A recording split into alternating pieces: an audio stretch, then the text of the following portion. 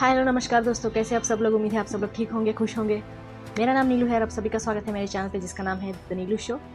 4 महीने पहले हमारे इसरो टीम ने आदित्य L1 को लॉन्च किया था सूरज की स्टडी करने के लिए, और उसी पर हम रिएक्शन देने वाले क्योंकि हमारा आदित्य L1 पहुंच चुका है अपनी पोजीशन पे। तो चलिए बिना किसी देरी के रिएक्शन देते हैं इस वीडियो पे। चंद्रयान 3 की सफल लैंडिंग के बाद इसरो यानी इंडियन स्पेस रिसर्च ऑर्गेनाइजेशन ने एक और इतिहास रच दिया है। भारत के पहले सोलर मिशन पर गया सैटेलाइट आदित्य L1 अपनी निर्धारित कक्षा हेलो ऑर्बिट में दाखिल हो गया। आदित्य L1 की ये यात्रा 2 सितंबर 2023 को शुरू हुई थी, जो अब सफलतापूर्वक अपनी मंजिल पर पहुंच गई। इस ऐतिहासिक सफलता पर राष्ट्रपति द्रौपदी मुर्मू और प्रधानमंत्री नरेंद्र मोदी ने भारतीय वैज्ञानिकों को बधाई दी। सोशल मीडिया प्लेटफॉर्म एक्स पर राष्ट्रपति के आधिकारिक अकाउंट से हुए पोस्ट में लिखा गया, इसरो ने एक और बड़ी उपलब्धि हासिल की। भारत के पहले सौर मिशन के हिस्से के रूप में आदित्य L1 और वेधशाला अपने आखिरी ऑर्बिट यानी सूर्य की लेग्रेंज पॉइंट पर स्थापित हो गया। इस महान उपलब्धि के लिए पूरे भारतीय वैज्ञानिक समुदाय को बधाई। यह मिशन सूर्य पृथ्वी प्रणाली के बारे में हमारे ज्ञान को बढ़ाएगा और पूरी मानवता को इसका फायदा मिलेगा।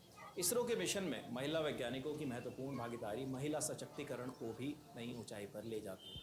वहीं इस उपलब्धि पर इसरो को बधाई देते हुए पीएम मोदी ने लिखा, भारत ने एक और उपलब्धि हासिल की। भारत का पहला सोलर ऑब्जर्वेटरी आदित्य L1 अपनी मंजिल पर पहुंच गया है। यह सबसे जटिल और पेचीदा अंतरिक्ष अभियानों को साकार करने में हमारे वैज्ञानिकों के अथक समर्पण का प्रमाण है। मैं इस असाधारण उपलब्धि की सराहना करने में देश भर के साथ हूँ। हम मानवता के लाभ के लिए विज्ञान की नई सीमाओं को पार करना जारी रखें। कांग्रेस अध्यक्ष मल्लिकार्जुन खड़गे ने भी इस मौके पर इसरो को बधाई दी है। खड़गे ने बताया कि भारत का सोलर मिशन 2006 में ही शुरू हो गया था। उन्होंने लिखा, भारत अब गर्व से सूर्य की ओर देख रहा है। हम भी अपने इसरो के समर्पित वैज्ञानिकों और अंतरिक्ष इंजीनियरों द्वारा एक असाधारण उपलब्धि का जश्न मनाने में देश के साथ शामिल हैं। भारत की पहली सोलर ऑब्जर्वेटरी आदित्य L1 अपनी मंजिल तक पहुंच गई है। भारत ने सूर्य की यात्रा 2006 में शुरू की, जब हमारे वैज्ञानिकों ने सूर्य के लिए एक ही उपकरण के साथ एक और ऑब्जर्वेटरी का प्रस्ताव रखा। जुलाई 2013 में इसरो ने आदित्य L1 मिशन के लिए 7 पेलोड का चयन किया। ये उपलब्धि हमारे संस्थापकों की दूरदर्शिता, प्रतिबद्धता और ईमानदार प्रयासों का प्रमाण है, जिन्होंने यह सुनिश्चित किया कि भारत का अंतरिक्ष अनुसंधान राष्ट्र निर्माण और सामाजिक विकास का एक महत्वपूर्ण हिस्सा बन जाए। मिशन का टाइमलाइन 2 सितंबर 2023 को लॉन्च के बाद आदित्य L1 116 दिनों तक धरती के चारों तरफ चक्कर लगाता रहा। मिशन के दौरान सही स्पीड के लिए 5 बार ऑर्बिट बदला गया। फिर आदित्य को ट्रांस 1 लेरेंजियन 1 ऑर्बिट में भेजा गया। यहाँ से शुरू हुई 109 दिन की लंबी यात्रा। फिर सैटेलाइट आदित्य जैसे ही L1 पर पहुंचा, उसकी एक ऑर्बिट मैन्यूवरिंग कराई गई ताकि L1 पॉइंट के चारों तरफ मौजूद हेलो ऑर्बिट में चक्कर लगाता रहे। इसरो के सोलर मिशन का लक्ष्य क्या है, अब ये भी जान लीजिए कि इस मिशन के तहत इसरो क्या करना चाह रहा है। L1 पॉइंट तक पहुंचकर क्या फ़ायदा होने वाला है। आदित्य L1 मिशन सूरज को बहुत नज़दीक से ऑब्जर्व करेगा और सूरज के वातावरण और मैग्नेटिक फील्ड के बारे में जानकारी इकट्ठा करेगा। इसमें 7 पेलोड लगाए गए हैं। ये सूरज के कोरोना, उससे निकलने वाले रेडिएशन, सोलर तूफान, फ्लेयर्स और कोरोनल मास इजेक्शन यानी CME का अध्ययन करेंगे। इसके अलावा सूरज की इमेजिंग की जाएगी। L1 पॉइंट ही क्यों? जी हाँ, ये क्यों चुना गया, ये भी एक सवाल है। लैग्रेंज यानी L1 पॉइंट ऐसी जगह है जहाँ पर सूरज और पृथ्वी दोनों का गुरुत्वाकर्षण एक दूसरे को संतुलित करता है। इसके चलते सैटेलाइट को ना ही सूरज अपनी तरफ खींचेगा और ना ही पृथ्वी अपनी तरफ। इससे ईंधन की कम खपत होगी और सैटेलाइट L1 पॉइंट के चारों ओर से ऑर्बिट के चक्कर लगाता रहेगा। इसरो की इस कामयाबी पर देश भर ही नहीं, दुनिया भर से हमें बधाई संदेश मिल रहे हैं और ये देश के लिए गर्व का क्षण है। स्टोरी के लिए तमाम जानकारी जुटाई है हमारे साथी श्वेता। सही है यार, देखते रहिए।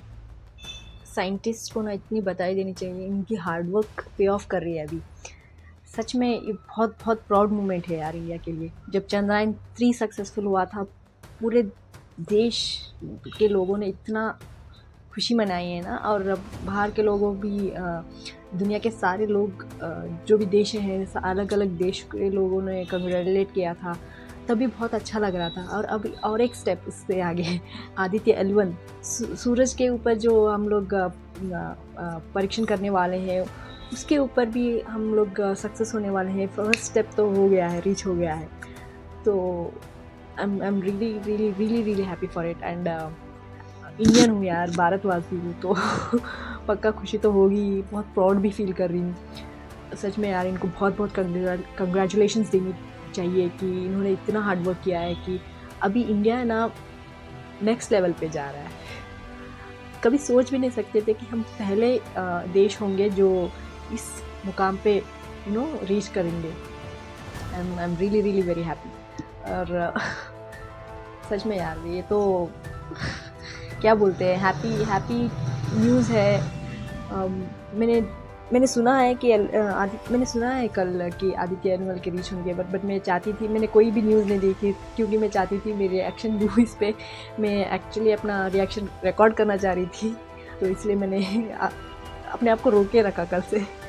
तो आप बताएं आपको कितना खुशी हो रही है, और आप और भी चाहते हैं कि इससे आगे कुछ और हो। और जिस तरह से मैंने एक न्यूज़ पढ़ी है, किसी ने मैसेज या मेम भेजा था कि हमारे इसरो के जो चीफ हैं उनसे कोई जर्नलिस्ट पूछते हैं कि अब मून हो गया, सन हो गया, अब नेक्स्ट क्या आप करना चाहते हैं, तो वो बोलते हैं और भी सारे प्लैनेट्स हैं यार तो चुप क्यों बैठेंगे, देखेंगे मार्स, वीनस, सब बहुत सारे हैं तो आप बताएं आप क्या चाहते हैं, अगला स्टेप क्या हो सकता है हमारे साइंटिस्ट के लिए, तो बताइए कमेंट्स में।